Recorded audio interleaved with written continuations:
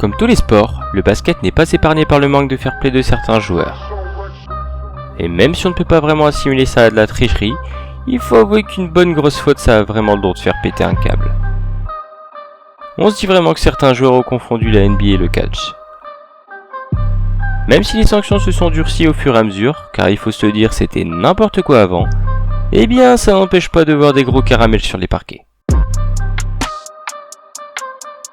Simple agacement, règlement de compte ou tentative inespérée pour ne pas prendre de panier, découvrons ensemble le top 8 de nos amis qui ont fait des câlins d'un peu trop près à leurs adversaires.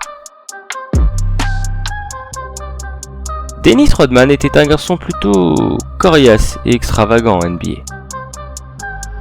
Et le moins qu'on puisse dire, c'est que c'était le cas dans tous les compartiments du jeu. Durant son époque Pistons, il a fait une faute pleine de vie sur Scottie Pippen. Quelque chose me dit qu'ils n'ont pas dû se serrer la main quand ils se sont retrouvés aux Bulls quelques années plus tard. Coup de bras, coup de coude et petite poussette derrière, je pense qu'on a fait le tour. Pippen s'est quand même vengé derrière, faut pas déconner non plus.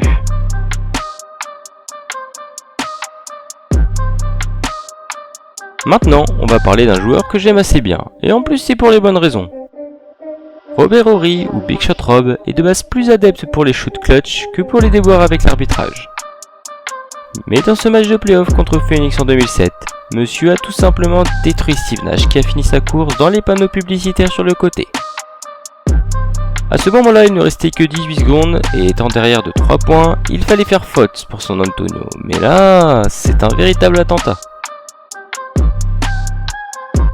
Robert a simplement écopé d'un match de suspension.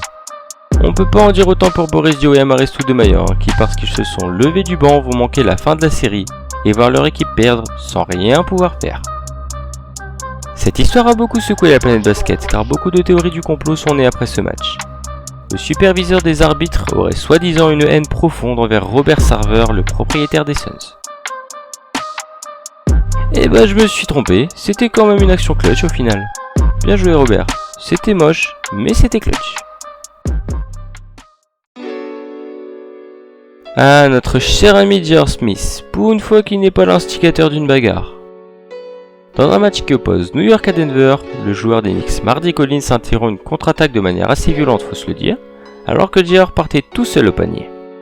Au vu du peu de temps qui restait au chrono, c'est juste totalement débile.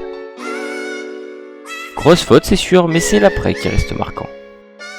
Par fight direct, avec tout le monde qui se bat dans la foule. Nate Robinson et ses 1m75 qui font de la provoque, et évidemment Gérard qui saute dessus. Puis quand ça se calme un peu, Melo qui lâche une petite patate discrètement qui lui vaudra 15 matchs à regarder ses copains jouer depuis le banc. Au final, c'est l'action entière qui est choquante, mais c'est pas le pire. Les arbitres ont cru bien faire en distribuant pas moins de 10 exclusions sur le match. Ron Artest, Meta World Peace ou même le boucher, appelez-le comme vous voulez. Oui, monsieur a décidé de célébrer son panier comme il se doit, avec un bon coup de coude dans la carotide de James Harden. Aucun enjeu pour un match de saison régulière. Certes, le match est un peu serré, mais on n'est même pas encore à la mi-temps. On savait que monsieur était un dégénéré sur les parquets. Voici un bon exemple.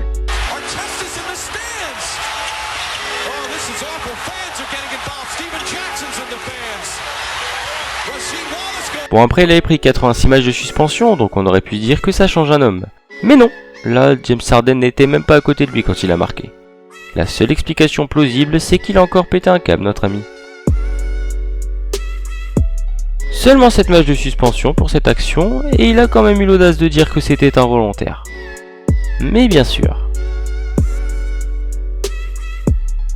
Mis à part un tir de malade mental en finale de conférence contre les Spurs, Derek Fisher n'a jamais été un joueur exceptionnel. Eh bien, ce jour de mai 2009, il a été exceptionnellement con. Dans un match de playoff contre Houston, et alors que son équipe mène de 11 points, monsieur a eu la bonne idée de se métamorphoser en tank pour tout simplement détruire Luis Scola. Même si le joueur de Houston venait de faire une faute grossière sur l'un de ses coéquipiers quelques minutes auparavant, ça ne justifie rien de faire ça, et surtout quand tu gagnes quoi. Le pire c'est que son geste est carrément prémédité, car on le voit jeter un coup d'œil en arrière pour charger pile quand son adversaire allait être proche de lui.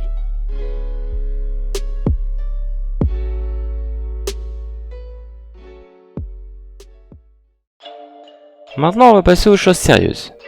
Je vous plante un peu le décor, on est au Game 4 des finales de conférence à l'Ouest en 2011 entre les Lakers et Dallas. À ce moment-là, le sweep est quasiment acté. 3-0 pour Dallas et 30 points d'avance dans le dernier quart-temps. Le pauvre Gigi Barea a décidé de foncer vers le panier, mais c'était sans compter l'intervention de notre cher Andrew Bynum. Un gros coup dans les côtes bien vénères, mais le ballon rentre quand même. Entre les deux, il y a quand même 40 cm de différence, je vous laisse imaginer le choc. Le plus drôle, c'est certainement la réaction du joueur Angelinos. Les arbitres sifflent et courent direct sur lui pour l'exclure. Et il n'a même pas l'air inquiet.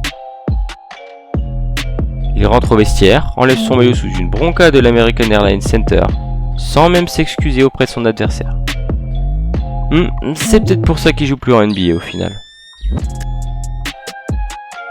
Découvrons maintenant une action assez connue. On fait un saut dans le temps et on remonte directement au Game 4 des finales de 1984. Un petit Celtics Lakers comme on les aime.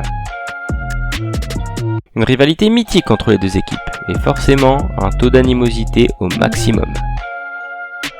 La pression fait exploser Kevin McHale qui guillotine littéralement Kurt Rambis sur place pour qu'il ne marque pas. Heureusement, James Worthy retient son partenaire, sinon ce serait parti en cacahuète direct. Pour vous donner un peu les raisons de cette faute, le Game 3 était un véritable blowout en faveur de Los Angeles. Et Bird apparaît-il demander à ses coéquipiers de mettre un peu plus d'agressivité. Apparemment, McHale a pris ce message au sens propre du terme.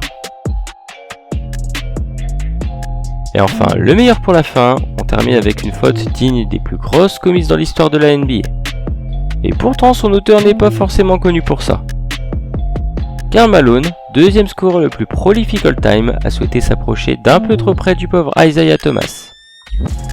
6-6 au tableau d'affichage, seulement 5 minutes de jeu, un gros coup de coude en plein milieu du visage. Il lui explose littéralement l'arcade, l'œil, le nez, enfin il prend tout quoi. Et le banc des Pistons se craque complet. Chuck Daly qui veut s'en prendre à Malone, Darrell Walker qui distribue des coups de poing à Mark Eaton et qui se fait exclure.